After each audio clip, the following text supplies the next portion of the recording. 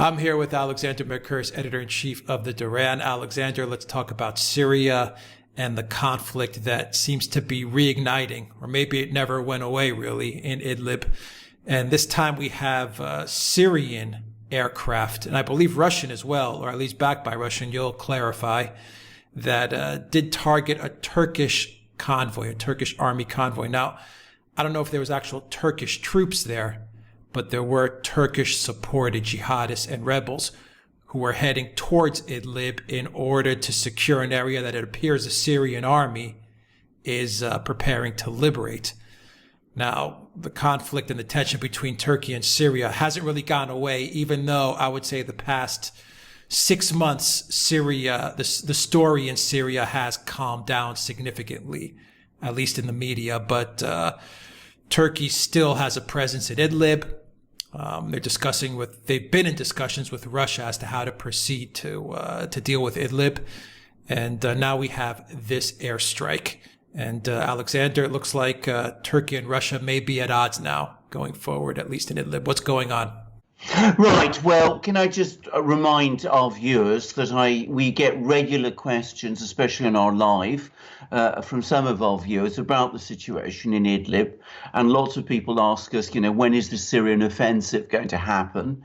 And in fact, we have been witnessing over the last week or so, a developing Syrian army offensive in southern Idlib province and in northern Hama province, which adjoins it.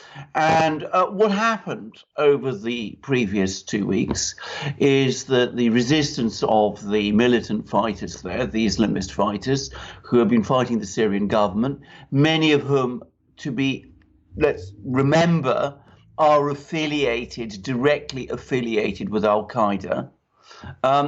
The resistance of these fighters was initially extremely strong, but over the last couple of days, it's broken down, and the Syrian army has achieved a major breakthrough in this area and is now on the eve of fully encircling a town called Khan Sheikhoun.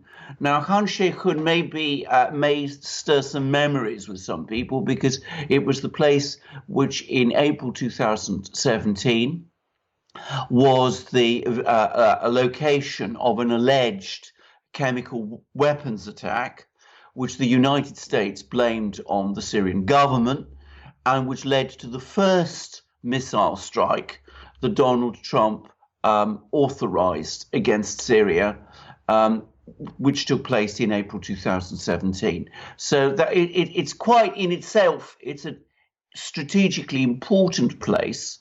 It's a relatively big place by the standards of this part of Syria. And of course, it's also a place of some symbolic importance because it was the location of this particular alleged chemical attack.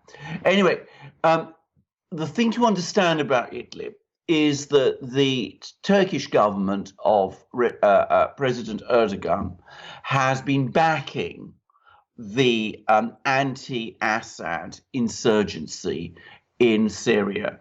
And that has meant that the Turkish government has been, in effect, supplying weapons and material and providing a venue for fighters, a corridor for Islamist fighters to enter Syria, and has been supporting them very, very actively. Now, over the last 2 years, the Syrian army has been sweeping the board across most of Syria, and the only area that's left which is under Islamist control is this area in northwest Syria called Idlib, which is on the border. It borders Turkey. And the Turks have established a sort of semi-protectorate over this territory. And they've done that with some sort of tacit acceptance by the Russians in the past. And what happened was that after the Islamists were defeated everywhere else in Syria, this isolated place remained, and there was an important meeting between President Erdogan and President Putin in Russia in September of last year, in which the Russians basically said to the Turks, this is unacceptable. There's all sorts of dangerous jihadi terrorist groups affiliated with Al-Qaeda there. You've got to sort them out. And Erdogan promised that he would, and he never actually did. So what we're now seeing, after many months of negotiations and protracted discussions, is this Syrian army offensive, which, as I said, has now encircled, or almost encircled, this town called Khan Sheikhoun. Now, what was happening, and the background to this airstrike, is that the Turkish government, President Erdogan's government, seeing that this town was about to be encircled and was about to fall, sent this military convoy, which apparently does include Turkish soldiers, which were heading towards this town. And the assumption is that they were going to try and enter this town to prevent it falling to the Syrian army. Now, this strike, this airstrike, appears to have stopped the movement of this convoy in its tracks. And the very latest information I'm hearing is that the roads into this town have now been cut by the Syrian troops, and that the town is in effect completely encircled. So what's happened is there's been a standoff. It doesn't seem as if any actual Turkish soldiers were killed in this strike. Some people were killed. The Turks say they were civilians. The Syrians say that they were actually Islamist fighters, including an important Islamist commander, jihadi commander, who was accompanying this convoy. But the effect of this strike is that it stopped before reaching this town of Khan Sheikhoun, which is on the brink of being completely encircled by the Syrian army. Now, if the pattern repeats itself, what I expect there will be is that there will be negotiations and discussions between the Russians and the Turks. The Russians have made it very clear to the Turks that they expect Idlib to be completely cleared of jihadi fighters, of people that the Russians construe as terrorists. And I suspect that what will now happen is that now that the Turks realize that they can't rescue this town, they can't send their troops into this town, there will be a negotiation between the Russians and the Turks, and these fighters will then withdraw from Khan Sheikhoun, which will then be occupied by the Syrian army. And that will not mean the end, the complete end of this jihadi enclave in northwest Syria. Most of Idlib will still remain under jihadi control. But this very important town will have been reoccupied by the Syrian army, liberated, if you wish, and we will be a stage closer to that point when the war in Syria finally ends and this entire territory is once again restored to the authority of the Syrian government. So a complicated situation.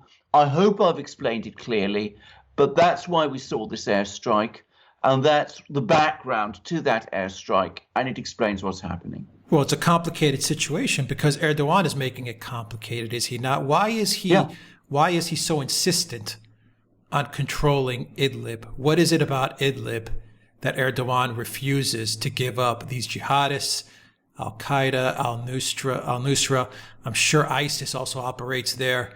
Why is Erdogan protecting them? What is his angle? Is it the Kurds? What's the reasoning behind this? Because, you know, he's putting himself at odds with Russia. And I think this airstrike has shown that Russia, if it has to, it will strike at Turkey. Oh, absolutely. Now, can we just say something? I think there's no hesitation there, and Russia is showing that. It will strike at Turkey, and Turkey will be powerless against Russia. Absolutely. Now, I mean, I've heard reports some reports that Russian aircraft were involved in this airstrike. As I understand it, it was actually the Syrian Air Force that carried it out. But they would not have carried it out without first getting some kind of prior consent from the Russians. So the Russians are definitely involved. And at a time when Erdogan's relations with the United States are incredibly bad, and his own position in Turkey is coming under a lot of challenge, the very last thing he needs and can accept is a quarrel with the Russians. I mean, he's become very dependent on them economically and psychologically. I think a volte-face in which he turns against the Russians is simply not on the agenda at the moment. Now, why is Erdogan playing this incredibly complicated policy? And you're absolutely right. The reason why the situation in Idlib is so complicated is because of Turkish policy.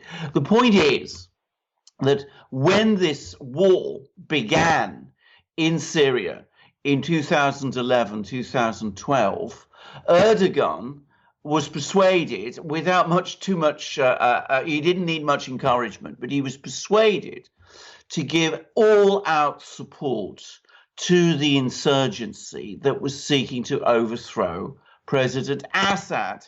This despite the fact that before then, his relations with President Assad had been very good. Persuaded by who? Well, by the United States. I mean, he was allied with the United States. Obama and Hillary Clinton, who were waging this war to try and clear out Assad, they persuaded Erdogan to join in this crusade against Assad. And of course, the Saudis were also involved, and the United Arab Emirates and Qatar and all of these people. So persuaded with what? Sorry, Alexander, persuaded with what? Right, two things: money, and also in terms of Erdogan, it was something that he believed that if President Assad was overthrown, there would be an Islamist government in Syria. He himself leads an Islamist party in Turkey.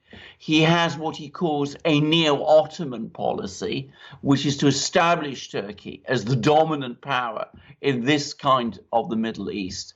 And I don't think he had any, I think, quite frankly, he saw Syria without Assad as eventually becoming a kind of Turkish satellite. Well, it has turned out disastrously wrong. This policy has failed utterly. But the result is that he now finds himself hosting large numbers of these armed people in Turkey itself. These people also have a certain amount of support from Islamist parties within Turkey, and Islamists in Turkey form a large part of Erdogan's electoral base. So it is politically very difficult for him to break with them completely. I think he is slowly edging towards doing it, but he can't do it in one immediate fell swoop. I think the Russians understand that, but they're pressing him all the time. And that's why we have this very complicated situation in Idlib province and in Syria. But can I repeat again what I have said on many occasions in many of our programs, including on our live programs? In my opinion, the eventual outcome in Idlib is not in doubt. We will eventually see the Syrian government re-establishing itself in every part of Idlib and in every part of Syria, and there will eventually be a grand bargain done whereby it also re-establishes itself in the Kurdish areas. It will take time to happen. It will require diplomacy for it to happen, but ultimately it will happen because Syria has the backing of Russia, and that is also Turkey's own national interest. Turkey needs a unitary Syria with the Syrian government in control of the Kurdish areas, and that will mean eventually that Turkey will have to accept the restoration of Syrian control, not just in the Kurdish areas, but also in Idlib. Does the U.S. have any hand in what's going on in Idlib? Or is there any American presence in Idlib? Is there any American presence still around in Syria, Alexander?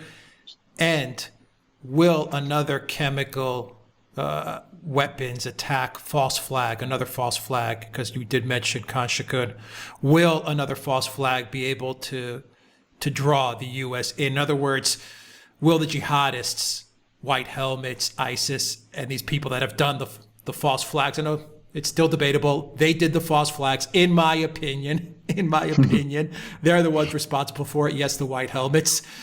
Do they see any utility in perhaps doing another chemical weapons false flag in Idlib to draw the United States in? Or is the U.S. pretty much, guys, is between Turkey, Russia, and Syria?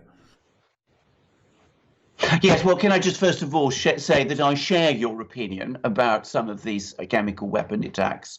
I personally have no doubt that the one in Idlib that took place last year, I've no doubt at all that that was staged, and we saw a report from the OPCW inspectors, which was of course suppressed until it was leaked, which seems to confirm that it was staged. That also is my opinion. But to answer your questions, firstly, the United States is heavily involved in Syria. There are still US troops in Syria, based in the Kurdish areas and in this place called Al-Tanf on the border with Jordan. The United States last year warned Russia and the Syrian government against a military operation in Idlib, the kind of military operation which we are seeing now. And of course, the United States has invested massively in supporting this insurgency in Syria, and it is currently trying to enforce an oil blockade in Syria, and that against Syria, and that includes seizing Iranian oil tankers. I mean, we've now had this oil tanker, which was seized by the British and which was held in Gibraltar, and which has now been allowed to leave Gibraltar. But there is an American warrant from an American court for its arrest, and we will see whether the US is prepared to actually seize this tanker. But my own personal view is that notwithstanding this heavy investment in prestige and resources in Syria, the United States is gradually edging away from Syria. Firstly, they have lost the war. There is no realistic possibility now of regime change being effected in Syria. The Russians have effectively and completely blocked that. Secondly, last week, there was extraordinary tension in Syria with the Turkish army threatening an offensive against the Kurdish groups that the United States is backing in northeast Syria. And the United States had to warn the Turks against a military offensive against the Kurds. So the United States is getting itself involved in a quarrel with Turkey, which is still, in theory, its NATO ally over this conflict. And of course, what it's also seeing is that because of its meddling in this conflict and its meddling with the Kurds, the relationship with Turkey is now close to total breakdown. So I think that the United States will gradually edge away. Now, having said that, is there a possibility of another chemical weapons attack? What I believe would be a staged chemical weapons attack. The short answer is yes. They've done it before. They did it in Duma. I've no doubt about that. My own opinion, frankly, is that they did it in Khan Sheikhoun also back in 2017. I think it's more than likely they did it in East Ghouta, which is near Damascus, in 2013. On two occasions, that's delivered airstrikes for them, by missile strikes by the US. I think there's a pretty good chance that they'll try it again, because they can't be confident that the Turks will come to their rescue, because, as we've seen, the Russians and the Syrians are in a position to block the Turks. So what else do they have left? They can't defeat the Syrian army. They can't defeat the Russian Air Force. The only thing that they can do is try to involve the United States. And that, it seems to me, gives them a very powerful motive to stage a chemical weapons attack and blame it on the Syrian government. Yeah, but there's no utility. I mean, I agree. There's a very high probability that they'll do another chemical false flag, a hoax. But my question to you is there utility in doing so? Because you said the U.S. is trying to inch away. So even if they did do something in Idlib, yes, the U.S. really, I mean, I would imagine the advisors to Trump and all these people in the Pentagon will say, okay, but, there's really nothing for us to do. And by saying that, they won't get, the media machine revved up.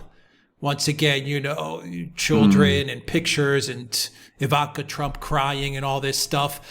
There doesn't seem that there's a utility in doing it. Is that correct? Right. Well, there's no utility in doing it because, as I said, the war in Syria is effectively lost. And I think Donald Trump understands that.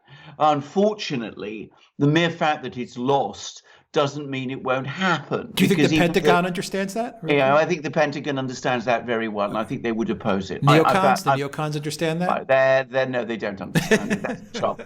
That's the trouble. I mean, John Bolton doesn't understand it. There are forces in Britain that don't understand it. And I'm afraid, I think if there is a chemical weapons attack, I'm afraid all the media campaigns that we've seen before, I predict, will be cranked up. To what extent that will be able to affect the situation, I don't know. But I'm afraid I think it would be cranked up.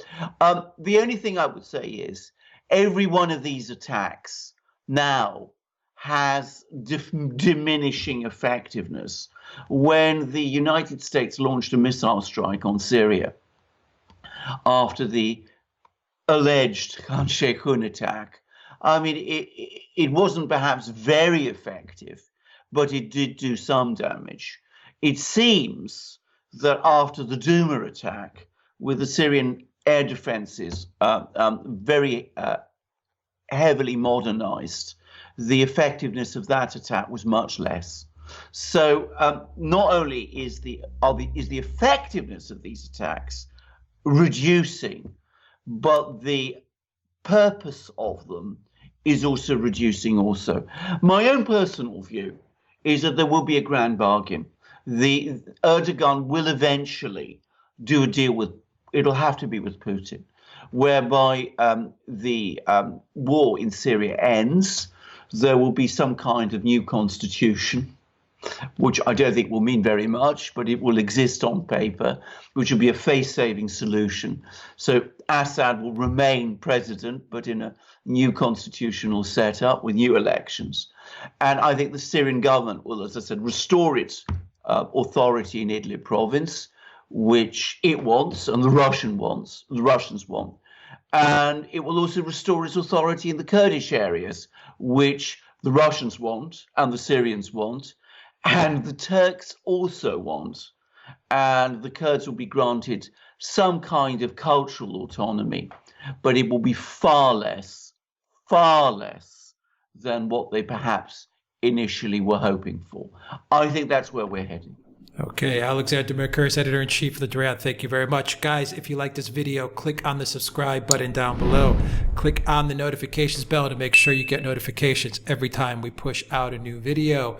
And you can get an audio copy of this video. Make sure to follow us on iTunes and on Soundcloud as well.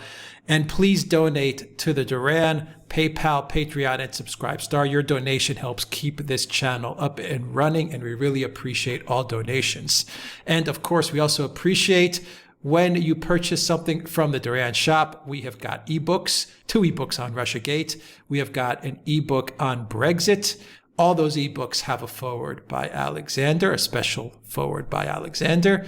And Alexander, we have special magic mugs, which improve your geopolitical IQ by dozens, if not hundreds of points. I think you have a Lavrov mug. Indeed. There. And what do you have in the other? What's the other mug? No, this is the Alpha Force. Okay. Now, this is the master geopolitician of our age. I mean, he is a supreme diplomat, as we both know, and I mean, he understands these things intimately, and he understands Russiagate, he understands Syria.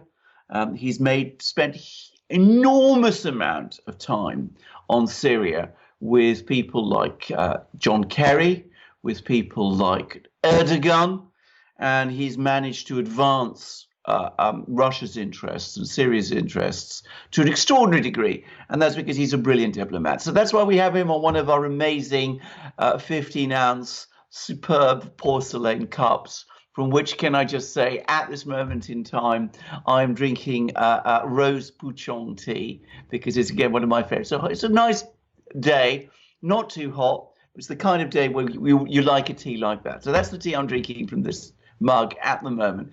I believe, by the way, that he is also a tea drinker, as is his boss, Mr. Putin. They drink lots of tea.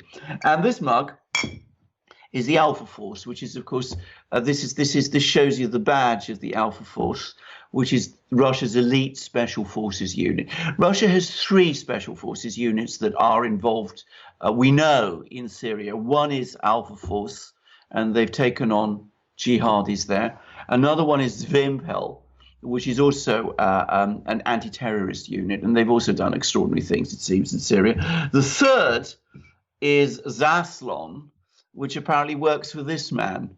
Zaslon means shield. We don't know very much about them, but it seems that they are there mainly to protect diplomatic facilities. But these people are the toughest and meanest of the bunch, apparently. They are real tough soldiers. So we have them on our mug, which is a sign of, that we are aware of the realities of the international situation and of the sort of the mailed fist that has to be involved in diplomacy. And that's why we have Alpha Force on our mugs. And of course, we have these wonderful books where we analyze things so expertly, you and I, because those books are based on our videos, our discussions. We discuss Brexit, we've discussed Russiagate. We can say, I think, with confidence that we've got both Brexit and Russiagate right, and we were doing so pretty much before everyone else was.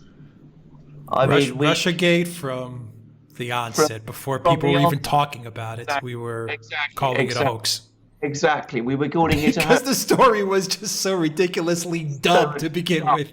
Well, I know you say that, but look at all these clever people who were fooled by it. But, we cut through it like a laser. And frankly, I think the same is true of Brexit. So if you want to get a sense of the power of our analysis, you can go to these books, and at the same time you learn an awful lot from them, because they explain these complicated things so well. And of course, here I am once again wearing one of my great polo shirts, which is so comfortable and so smart and elegant on a day like this. Now, yesterday I went to Kenwood House, which is a very attractive stately home near my house, by the way, in North London. Massive art collection. Used to be owned by Lord Mansfield, who was one of our famous judges, who passed a famous judgment against slavery, and also by the Guinness family. They are the famous for their beer. But anyway, there I was with my polo shirt and my dog. So they're not here at the moment. They've whizzed off somewhere, and looking very elegant again, walking with my dogs in the grounds. And my wife and I, we exchanged. Sometimes she was walking the dogs, sometimes I was, because they won't let they won't let you take them into the house.